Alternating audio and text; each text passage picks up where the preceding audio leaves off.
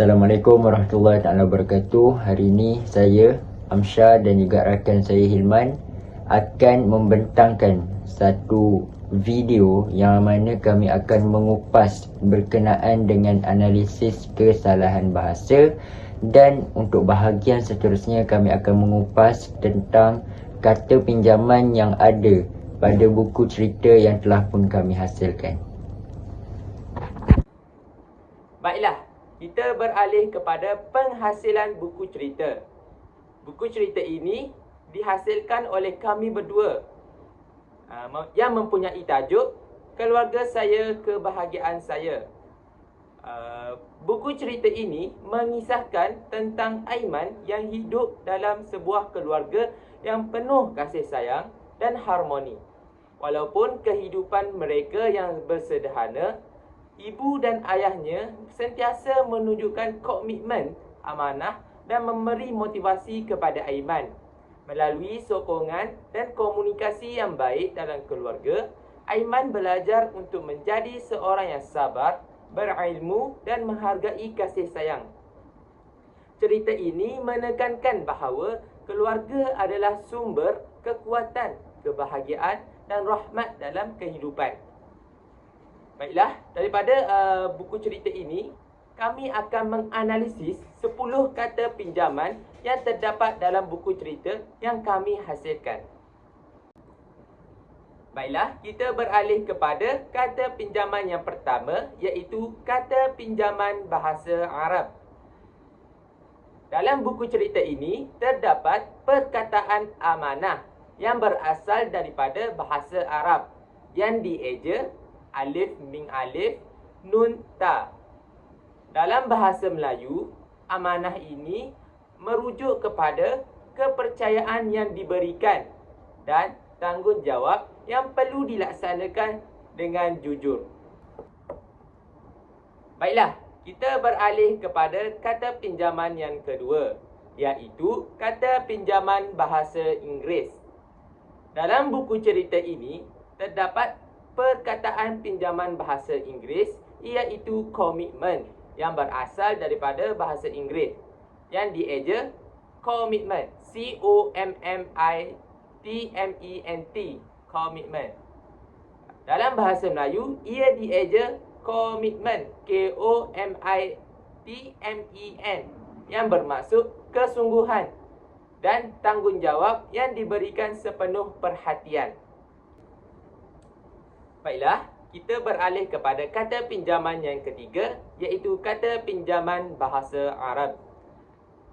Perkataan yang terdapat dalam buku cerita yang kami hasilkan adalah berkat, yang berasal daripada perkataan daripada bahasa Arab, iaitu barokah, yang dieja barokafta.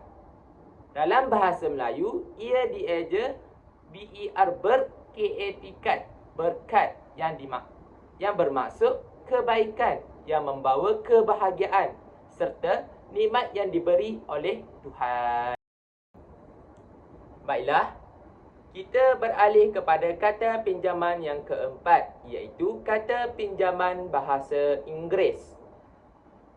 Perkataan yang terdapat dalam buku cerita yang kami hasilkan iaitu komunikasi, yang berasal daripada bahasa Inggeris, di mana perkataan bahasa Inggeris ini adalah communication, yang dieja C-O-M-M-U-N-I-C-A-T-I-O-N, communication. Dalam bahasa Melayu, komunikasi dieja K-O-M-U-M-U-N-I-N-K-A-K-S-I-C, komunikasi, yang bermaksud proses menyampaikan maklumat. Selain itu, komunikasi ini juga bermaksud perhubungan antara individu melalui percakapan, tulisan atau isyarat.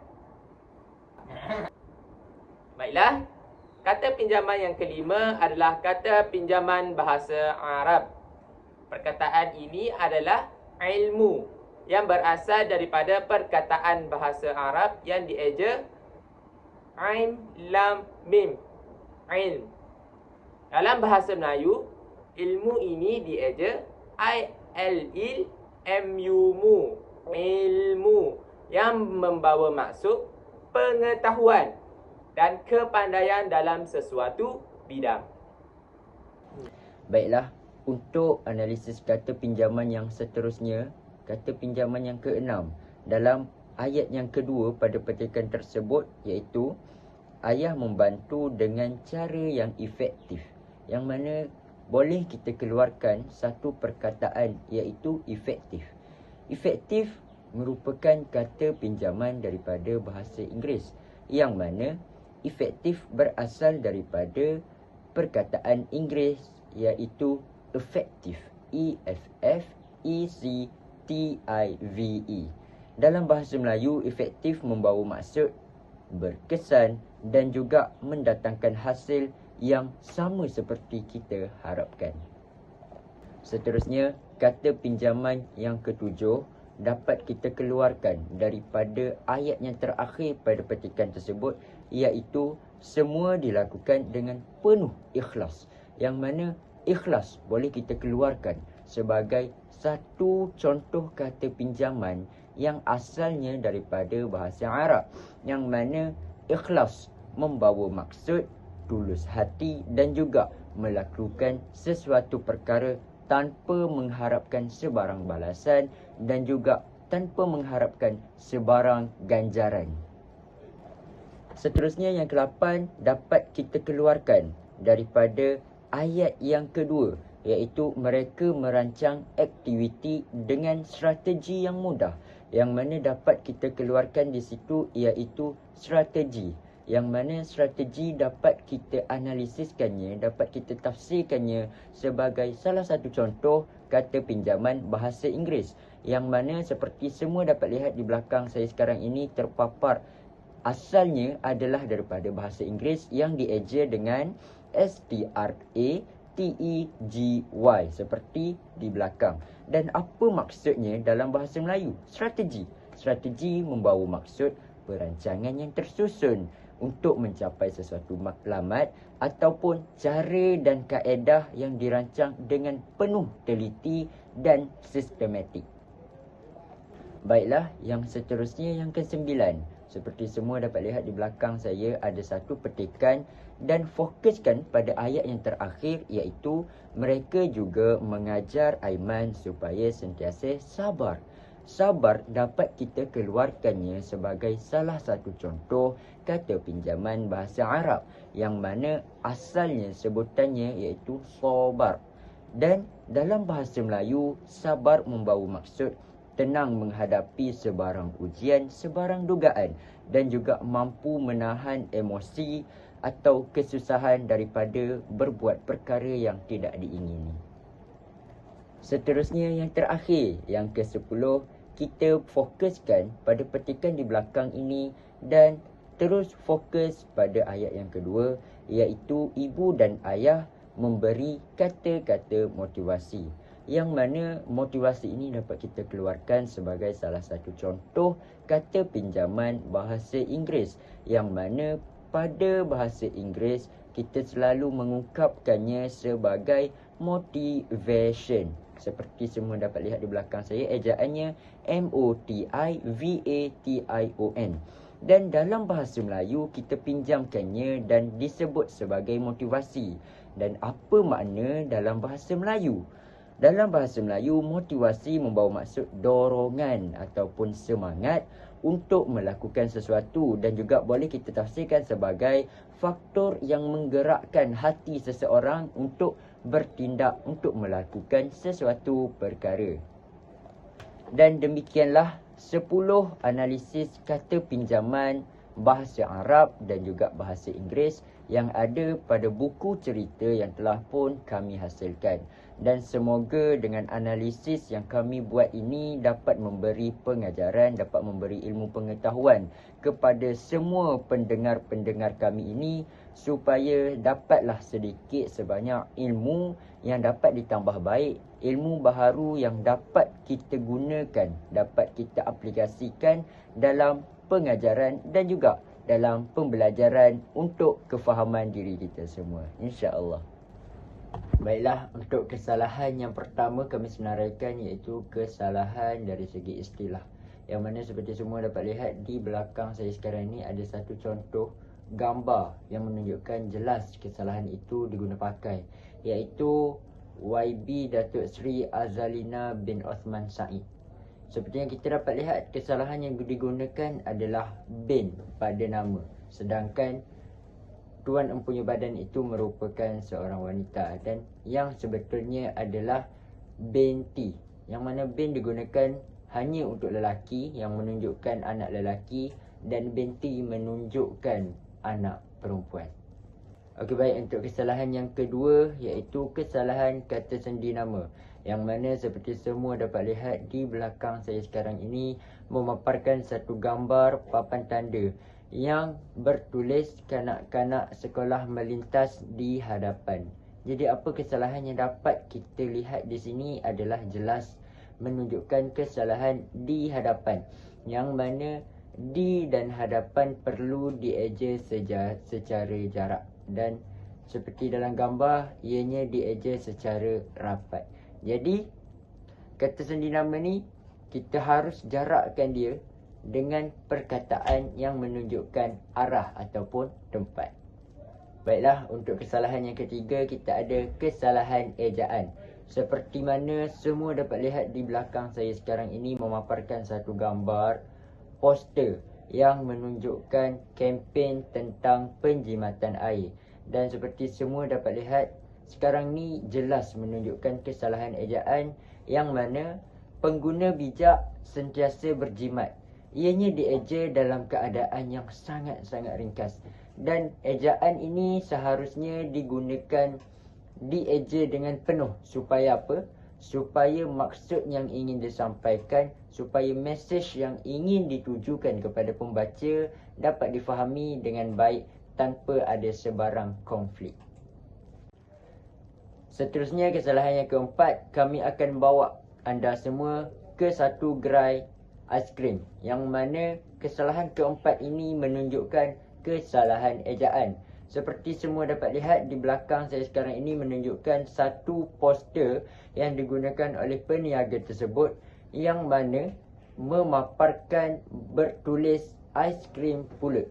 Dan apa kesalahan yang dapat kita lihat di sini adalah jelas menunjukkan aiskrim itu dieja secara jarak.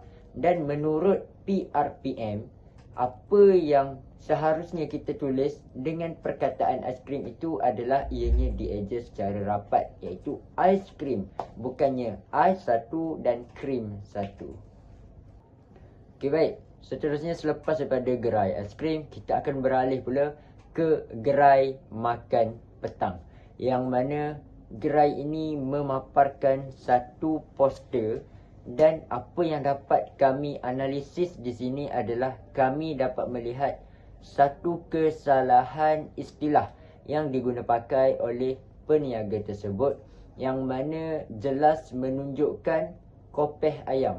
Apa itu sebenarnya kopeh ayam? Yang sebetulnya adalah kerangka ayam. Kopeh ayam. Kopeh ayam ni merupakan satu dialek yang asalnya daripada Kelantan dan tidak sesuai diguna pakai untuk peniaga-peniaga mempromosikan makanannya ataupun letakkannya dalam menu. Hal ini kerana ia akan menyukarkan kepada pelancong-pelancong luar ataupun sesiapa yang ingin berkunjung ke kedai tersebut, mungkin bukan asalnya daripada Kelantan, dan dapat memberi kekeliruan kepadanya untuk membuat pilihan. Baiklah, kita beralih kepada kesalahan yang keenam, iaitu kesalahan ejaan. Sebagaimana yang terpapar di belakang saya ini, terdapat kesalahan ejaan, iaitu perkataan alat tulis. Perkataan alat tulis ini perlu dieja berasingan. Menurut PRPM, alat tulis harus dieja satu-satu dan tidak perlu digabungkan. Hal ini kerana alat ini merupakan kata nama, manakala tulis ialah kata kerja. Dan apabila ia digabungkan, akan membentuk frasa nama, bukannya satu perkataan tunggal. Kesalahan ini sering berlaku kerana kita sentiasa menyebut dengan cepat sehingga menganggap sebagai satu perkataan. Baiklah, kesalahan yang ketujuh adalah kesalahan tata bahasa. Iaitu kesalahan dalam gambar tersebut ialah kesalahan struktur ayat. Ayat yang salah ialah rakyat Malaysia dinasihat tangguh cuti Aidilfitri ke Thailand. Kesalahan berlaku kerana perkataan dinasihat tidak lengkap dari segi imbuhan. Dalam bahasa Melayu, kata kerja pasif ini perlu menggunakan imbuhan yang betul, iaitu dinasihatkan supaya ayat menjadi gramatis.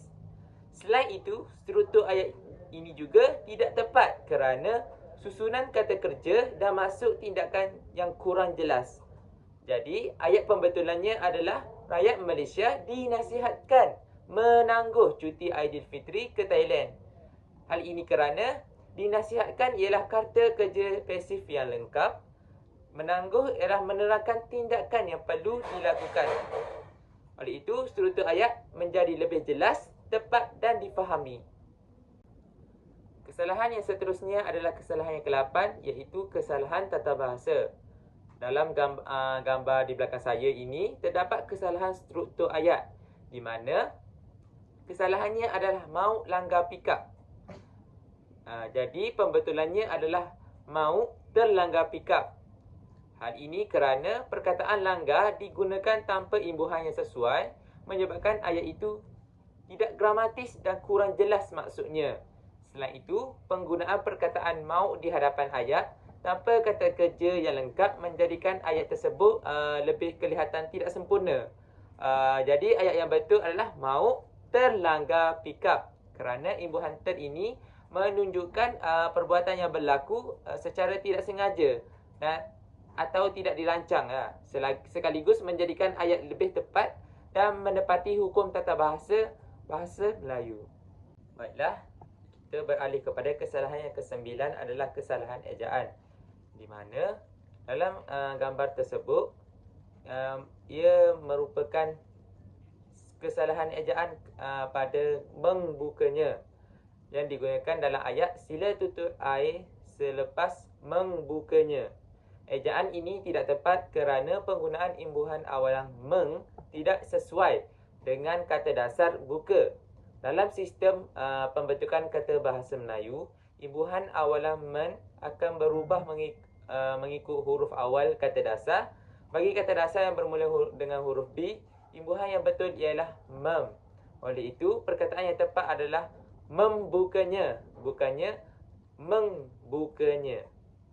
Kesalahan ini sering berlaku kerana kekeliruan dalam penggunaan imbuhan awalan, terutamanya apabila penutur lebih bergantung kepada sebutan berbanding peraturan tata bahasa.